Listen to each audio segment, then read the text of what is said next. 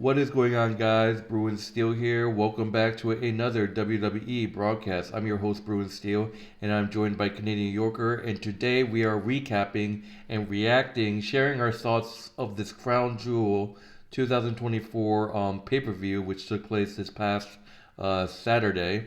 Canadian Yorker, how's it going tonight? It's going pretty well. Can't complain.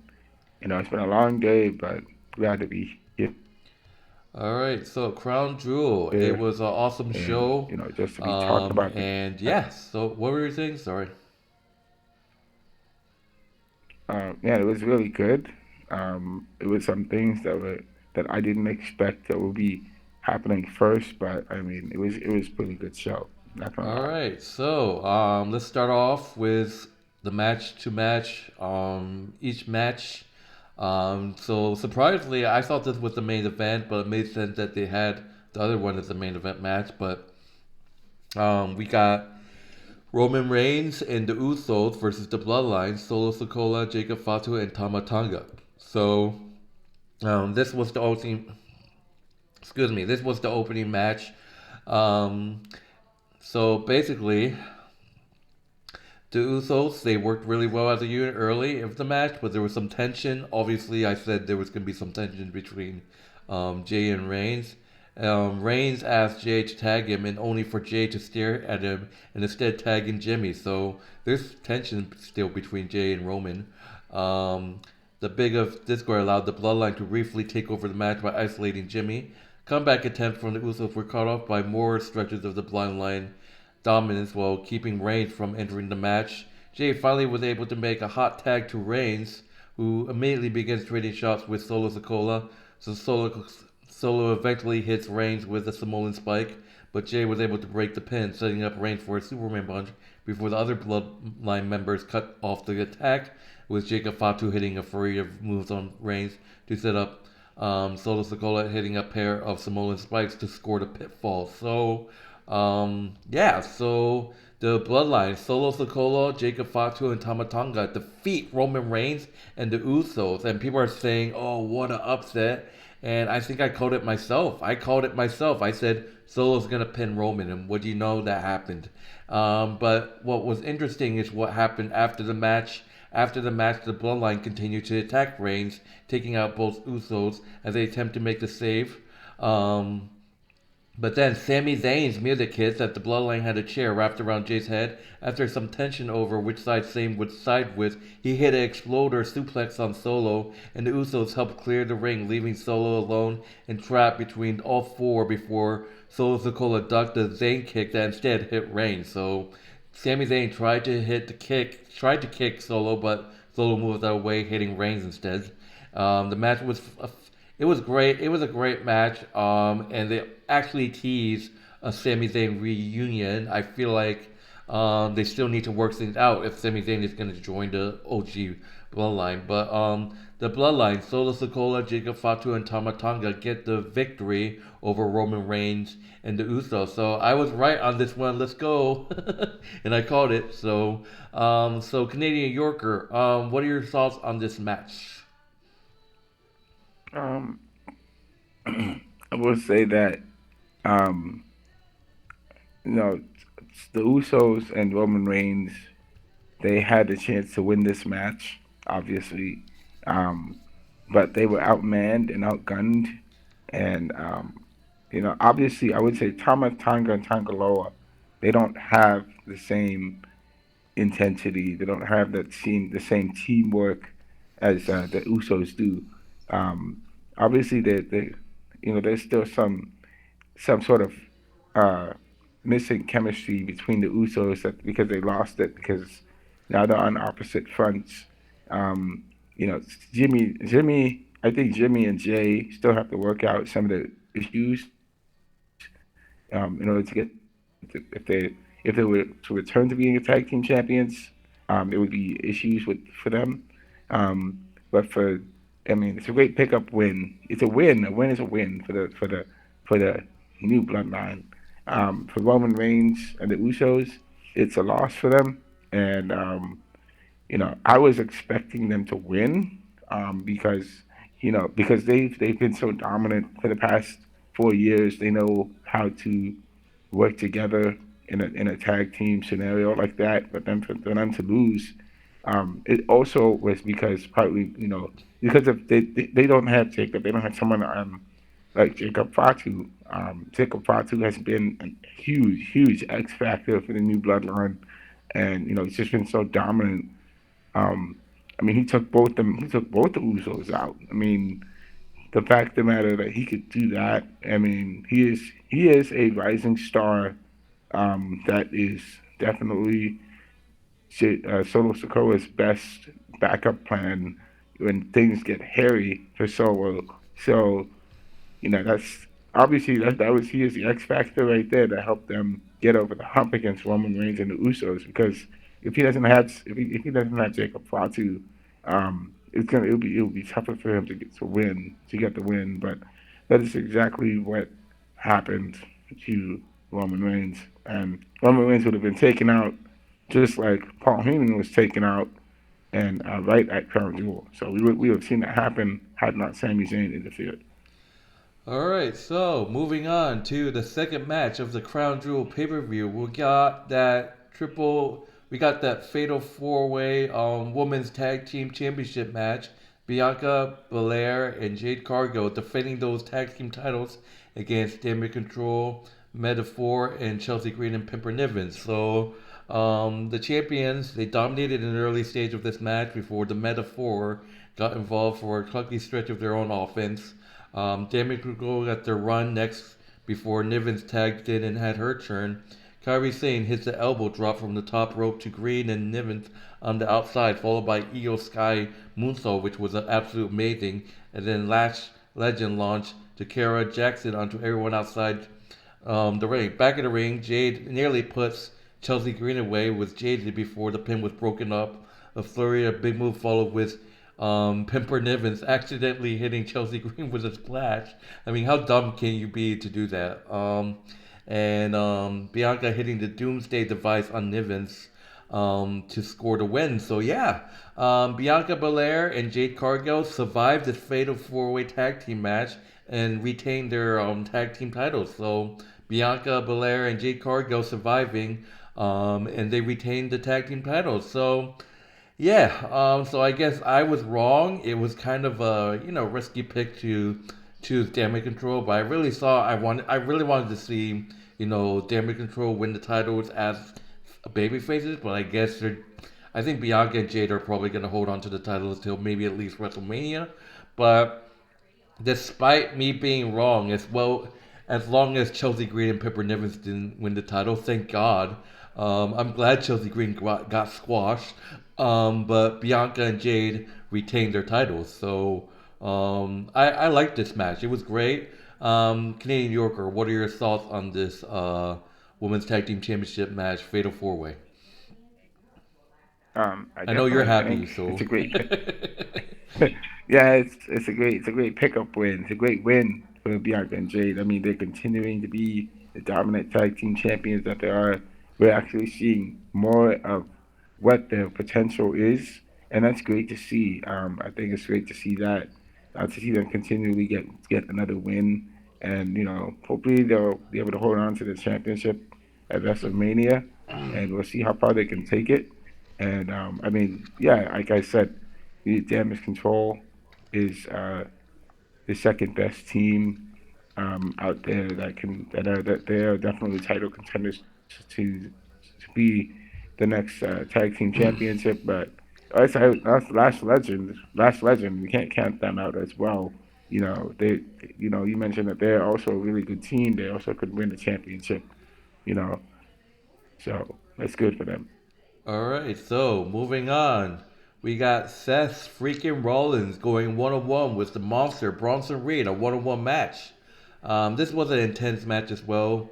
Bronson Reed went right after Rollins battling on the entrance ramp, so they just didn't wait until everyone got into the ring, so they just started brawling at the ramp. And around ringside, Rollins was left with his back bruised up and bleeding. Moments later, and still really early in the match, Bronson Reed hits a tsunami but missed as he attempted to move again. So the first tsunami he did hit on Seth Rollins, but then the second one he missed. Seth Rollins moved out of the way. It was like, damn, Seth Rollins is a tough motherfucker. And Reed was well in control, and Rollins' comeback attempts fell apart at times where he failed to be able to finish a body slam, allowing Reed to fall back on top of him. So Bronson Reed was a big guy. Rollins managed to counter a powerbomb attempt into a DDT to grab some momentum back. Rollins was able to hit a frog splash, but only drew a 1 count. So this Reed guy just won't stop. You can't do anything on it. Um, Reed came back with a spinning powerbomb for a 2 count moments later. A huge Reed suplex almost didn't manage to finish Rollins. Rollins rolled out of a range of a tsunami attempt and then managed to trip up Reed as he was holding the ring step. Reed hits a stomp on the steps, another in the ring, and then one more from the top of the rope for the win. So 3 stomps on Bronson Reed. That just shows you that's many times that you can hit Bronson Reed to keep him down, but that wasn't enough. Like, Seth Rollins did defeat Bronson Reed. Seth Rollins defeat Bronson Reed by pinfall, but after 3 stomps by Seth Rollins, when Seth Rollins was about to leave, Bronson Reed still came back on his feet, and that just shows you what is Bronson Reed human? Like, that was 3 stomps, and he still gets up. Like, what can you do? But Seth Rollins managed to get the 3 count. Seth Rollins defeats Bronson Reed by pinfall. So this match shows you how strong and how insane Bronson Reed is. Like, but Seth Rollins defeats Bronson Reed, but I don't think this rivalry is far from over. Excuse me. So Canadian Yorker, what are your thoughts on Seth Rollins defeating Bronson Reed? So I think we were both right about this pick. Yeah, we both picked Seth Seth Rollins. Rollins. Yeah, I mean, Seth Rollins obviously put his all into the match, and it took him more than one try, more than one curb stomp to actually take out Bronson Reed. And Yeah, and he obviously, I still, mean, and Bronson Reed still stood up after 3 stomps. Bronson Reed is like a heavyweight guy. He's heavyweight, and Seth Rollins is not a heavyweight. And I think Bronson Reed it weighs more than than Seth Rollins does. And so for Seth Rollins to get the win against Bronson Reed is it's kind of a major win for him, because if he didn't win this match, Bronson Reed would be continually taking out other opponents that he wants to take out, of course. And you know, it is it's a great win for him. But I was expecting Bronson Reed, after he lost to Seth Rollins, to go after Seth Rollins and attack him again for losing, because Seth Rollins just beat him. And obviously, I don't think Bronson Reed is done with Seth Rollins anytime soon. I definitely think this feud is going to continue. We're going to see this. We're going to see another Bronson Reed and Seth Rollins match again. All right. So moving on, we got the next match, and it's the one that determines the new women's crown jewel championship. We got Nia Jax versus Liv Morgan.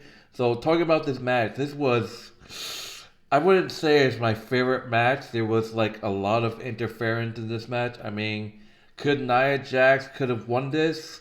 Yeah, I mean, but talking about this match, Liv Morgan tried to rush Jax, but that was cut off in a hurry with a headbutt. After some power offense from Jax, Morgan started to attack her knee before hitting a title world DDT for a 2 count. Liv Morgan's offense continued to mostly resolve around capitalizing on Jax's mistakes, such as Jax accidentally ramming her shoulder into the ring post. Nia Jax scores a near fall with a Samoan drop from the second rope. No longer that, Tiffany Straton hits and she runs and she's ready to cash in. But once again, Jax confronts her with Straton saying that she promised she was going to cash in at Morgan. Um, so, and she decides to go back, and Raquel Rodriguez is the one that stops her this time. The distraction allowed Liv Morgan to hit a code breaker for another near fall. As Jack was about to win the match, Dominic Mysterio slides the Money in the Bank briefcase into the ring, distracting the referee and Jax, and allowing Liv Morgan to hit the Oblivion for the win. So Liv Morgan, thanks to the interference by Raquel Rodriguez and Dom, defeats Liv Morgan to become the first ever women's Crown Jewel Championship. Condolence to Liv Morgan. Congratulations to Liv Morgan. It's well deserved despite all the interference. Liv Morgan defeats Nia Jax by pinfall to become the first women's Crown Jewel Championship. And to make things clear, guys, they won't be taking the titles. The titles will be shut. Instead, they'll be receiving like a Super Bowl like ring. So it's a Super Bowl like ring that's Crown Jewel Championship. So that's basically it. So Liv Morgan is the first women's Crown Jewel Championship, beating Nia Jax. So congratulations to Liv. Well deserved. Canadian Yorker, what are your thoughts on this match? And I know you're happy. Yes, this is a great pickup win for Liv Morgan and a great loss for Nia Jax because now Nia Jax has to defend her title for every single week until WrestleMania, and hopefully she loses it somewhat to someone else. You know, hopefully she loses it. She loses it to someone else out there. Um, so anyways, great pickup win for Liv Morgan to see her get the win. I mean, I gotta say, I'm sorry to the referee who was handling the match because that referee had his or her hands full because he was dealing with two heels and Tiffany Stratton, you know, Raquel Rodriguez and Dominic Mysterio, like so many outside distractions getting involved in the match. That's just causing problems, and obviously it's heel versus heel, so you can imagine the craziness that's going on. Um, I honestly thought Tiffany Stratton would be cashing in on one of those ladies to get the They have championship to. I think off I of think her. they might be saving So, it for WrestleMania. It's got to be a big stage. Tiffany catching in at Nia at WrestleMania. Cool. Like that's gonna be a start of a Tiffany Stratton face run, baby face run. yeah, yeah, it's kind of let's just say it's it was just a little annoying for it to be in the middle of the match when Nia Jax is doing stuff and then Tiffany Stratton just comes in and starts throwing. She's gonna cash in all of a sudden out of nowhere. It's kind of like, what in the world are you doing? Why are you doing this in the middle of the match right now? She could have come out without the briefcase and just kind of helped Nia Jax get the win, but instead she became a major distraction to her, and now Nia Jax is going to be going after. She's not going to trust Tiffany Stratton as she did before. So that's a loss for her. But and I think we're probably going to be getting a preview of future events. Tiffany Stratton versus Nia Jax in the future. All right, and I did get this pick wrong. I picked Nia Jax, which unfortunately didn't work out for me. So, and I did say Rhea Ripley could have came, but I guess her injury was that serious. So I guess I was wrong about Rhea Ripley costing Liv Morgan. I guess I can imagine Rhea Ripley. This is what I think is going to happen. I think Rhea Ripley is going to make her return at I think Rhea Ripley is going to make her return at the Royal Rumble, win it, and then challenge Liv. I think it's going to set up Liv and Rhea at WrestleMania. That's what I think is going to happen. That's a, and then I think Rhea Ripley wins the title back at WrestleMania. That could happen. I mean, we have to see what happens, but. It could Um, it could very well happen. Yeah. All right. So moving on. I'm not gonna talk too much about it because, like always, this match didn't really happen. Kevin Owens and Randy Orton, they basically just started brawling, and the match didn't even start. I just don't understand what the point of this was. I mean, obviously, I picked Randy Orton to win, and you picked Kevin Owens, but I mean, the match didn't even start, so they had to cut it off because they were just brawling. Adam Pearce got RKO'd by Randy Orton. um, and yeah, basically it just went into chaos, and I guess the match was canceled. So I wouldn't say that we both were wrong in this pick since the match didn't even start, but I just say that we don't count this as if we got the pick right or not. But yeah, this Kevin Owens and Randy Orton rivalry, I mean, I feel like it's a little suspicious, but I mean, I don't know what you call it at this point, but there's definitely something gonna happen between those two down the road. So I'm interested to see what's gonna happen with Kevin Owens and Randy down the road. Maybe Adam Pearce is gonna make some sort of stipulation match, like a special match, like where they can just beat the shit out of each other, like a last minute standing match, Extreme Rules or whatever, something like that. But before we move on, any Honestly, that's thoughts? what they should have done. That's what they should have done at Crown Jewel. They should have just made it a last man standing match, or like exactly what happened with CM Punk and Drew. CM Punk and Drew McIntyre do the same thing. But for some reason this match was canceled. Because there's just too much brawling going between both these guys. They could have just made it like just make it a street fight match at Crown Jewel, and it would have been interesting to see what happens All right. if that happened. But All it is right, what it so is. moving on, we got two more matches left. Moving on, we got a triple threat match for the United States Championship. We got LA Knight versus Andrade versus Carmelo Hayes. So LA Knight ran the early action, taking the fight to both challengers. Andrade hits a second rope Spanish fly on Hayes, but Knight was right there to prevent a pin. Andrade followed up with a moonsault from the top of the rope to Knight on the floor, which was an amazing move. Big moves kept coming from all three of these men, including Andrade moonsault body slam on Hayes. Knight hits a double elbow drop on both men as they were covering. Carmelo Hayes hits nothing but net on Knight. After Knight hits a release German suplex on Andrade from the second rope, but Andrade broke the pin. And LA Knight hit the BFT on Hayes as Hayes was trying to hit Andrade with a facebuster. So it looked like a double BFT on Hayes and Andrade, but Knight was able to hit a BFT on Hayes. And LA Knight was able to score the pin to retain his title. LA Knight defeats Andrade and Carmelo Hayes by pinfall to retain his United States Championship. What a match! It was great. We were both. Did I choose someone else? No, I picked LA Knight. We both picked LA Knight. Oh my god. But we picked LA Knight for this one. We were correct. But Canadian Yorker, what are your thoughts on this match? What are your thoughts on LA Knight retaining? I say it's a great pickup win for LA Knight. That he was able to retain his United States Championship against Andrade and Melo. Um, so just to say, I think Andrade would have been another great. If had he won, he would have been a great United States champion because he's been champion before for Carmelo. This would be a pretty good win for him as well. He's still growing. Melo Carmelo is still growing as a personality, so he definitely probably needs some more wins or experience under his belt to get a win. Um, as for LA Knight, man, it's great to see him continue to be the best champion that he can be, and he definitely we have to continue to see him be a great United States champion. So I'm happy for him. It's good. It's good that he's getting these wins and he's defending his title. Alright, so all right, moving on. We got the main event of Crown Jewel 2024.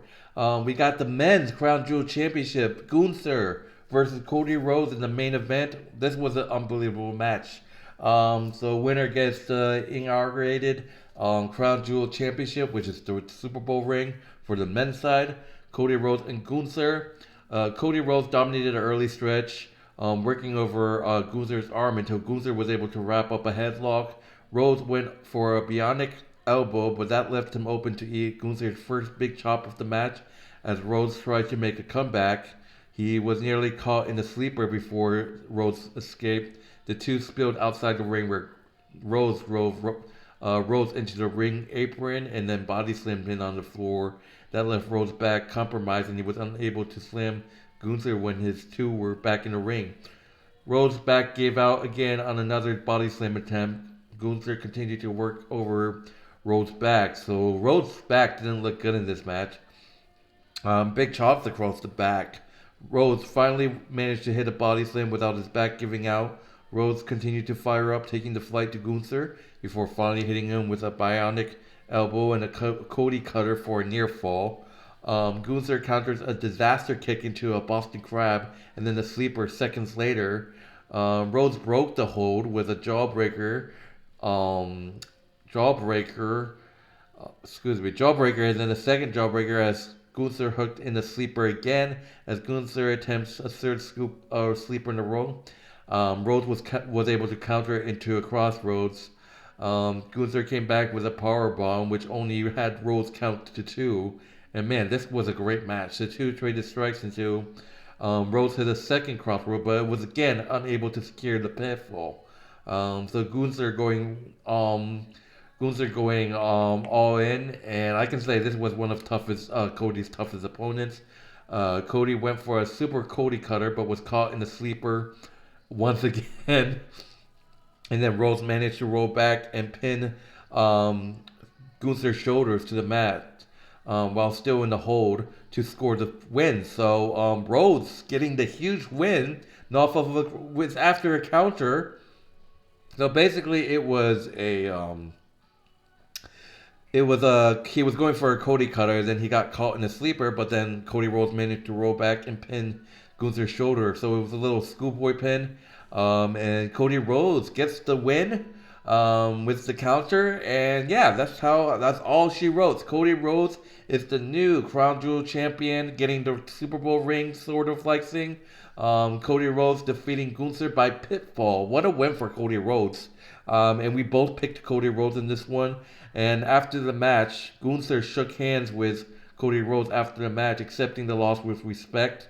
This was a great match. And man, Gunther showing the respect to Cody Rhodes was great to see, because usually Gunther would just attack his opponent after the match. But I mean, Cody Rhodes is a legend. Why not? I mean, but Cody Rhodes defeats Gunther. Triple H is there. He was there earlier to present Liv Morgan with the championship, and now he is here. Triple H is in the ring to present Cody Rhodes with the Crown Jewel Championship. And at the end of the show, both Liv Morgan and Cody Rhodes are in the ring together celebrating, and they shake hands.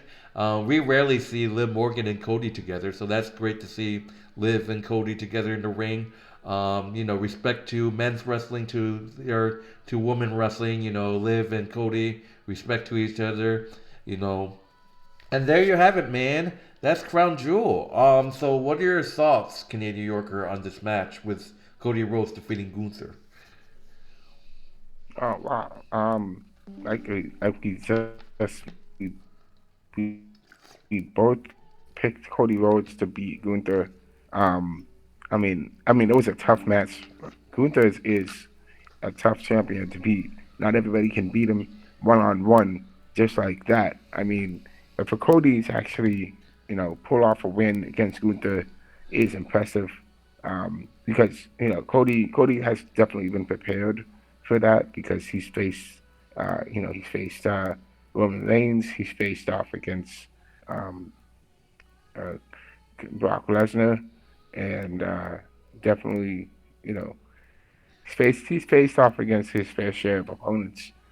So Cody definitely knows what it takes to overcome an opponent that's better than you, and definitely outworked Gunther for sure, and that's definitely a given.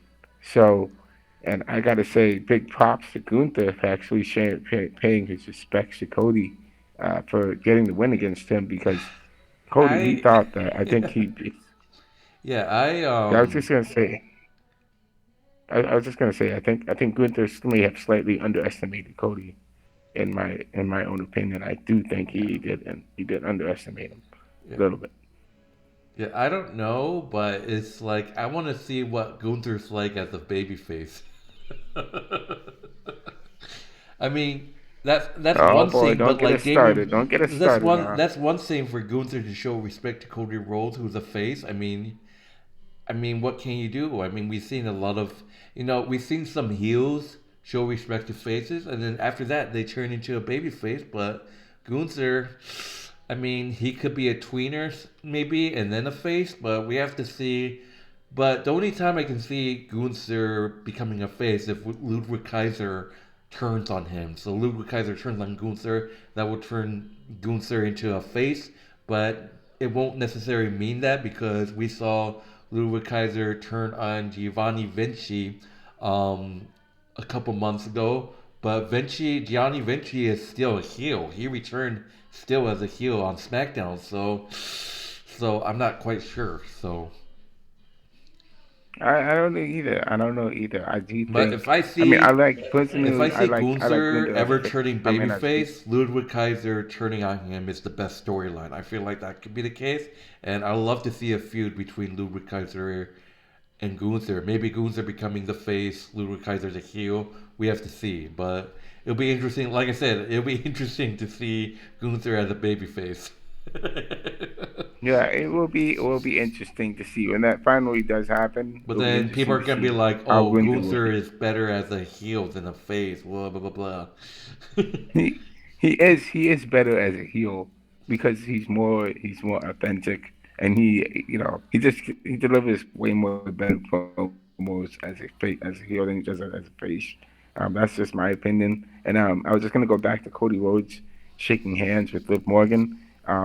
Yeah, I mean that like you said, that's probably one of the first times you well not the first time, but it is rare to see Liv Morgan be with Cody Rhodes right there, of course, How and it's that is like rare to yeah, see. it's like how iconic would it be if Nia Jax won? Because if you guys don't know, Cody Rhodes and Nia Jax are actually really good friends outside of WWE. They actually are really good friends. So imagine if it was Nia Jax and Cody together. Oh wow. Well, Imagine if it was Gunther and Nia.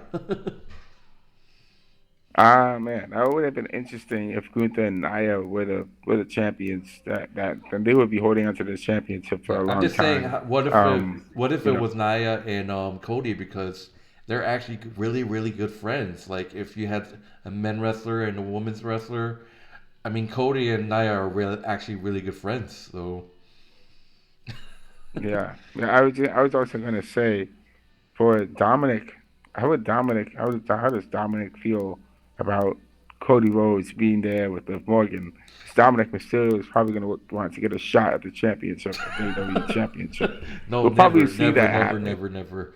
But anyways, I could Crown see Jewel that was awesome. Yeah, Crown Jewel was awesome. Yeah, I really enjoyed Crown Jewel. I think it was an amazing show, despite me not watching it. I watched some of the highlights, but I knew most of the stuff that went down in the matches. So yeah, I really like Crown Jewel. I mean, like many people think that this Crown Jewel championship is lame. It's like it doesn't make sense, but I mean, it is what it is. It's really created by Triple H, and I don't mind the Crown Jewel Championship. I mean, they just get the ring. That's pretty much it, and they can wear as much as they want. Um, in terms of grading of this pay per view, I give this show a plain A. I give this show a plain A. So how about you? I'll give it an A as well. It's a great show, and it's a lot of great things that happen. So I can't wait to see what the next pay per view will be like, and we'll see many more to come. Yeah, so next pay per view is Survivor Series War Games. I can't wait for that. Oh my god. Especially with the whole Bloodline going on. I think it's going to be Bloodline versus Bloodline. OG Bloodline versus Bloodline. We have to see. I can't wait to see what the Women's World Games is. Maybe Rhea Ripley actually comes back before Survivor Series War Games. We get Team Liv versus Team Rhea. We could possibly do that. I mean, we could possibly see Team Liv Team Rhea. But the question is, who wants to team with Rhea since there's kind of history there, But we have to see what happens. But anyways, that would do it for Crown Jewel. Thank you guys for watching. My name is Bruin Steele. This is Canadian Yorker. If you haven't done so, check out Canadian Yorker's YouTube channel. Link will be in the description as well as our WWE Wrestling Bros channel or wrestling channel. That link will also be in the description of this video. And that would do it, guys. We'll see you guys in the next broadcast, hopefully. Both of us have been pretty busy, and most of the times Canadian Yorker's been busy, so we should be both available for a broadcast Tuesday or Wednesday. I'm not quite sure, but we'll let you guys know and see what the deal is. But the Monday Night Raw actually happened today, so it's actually in Saudi Arabia. So I pretty much know what happened in the Monday Night Raw. So it was pre-taped in Saudi Arabia, so it already finished. So but they're gonna show it tomorrow night, and yeah. But my name is Bruin Still, this Canadian Yorker. Enjoy the rest of your night, guys. See you later. Peace. See you later. Good night, guys.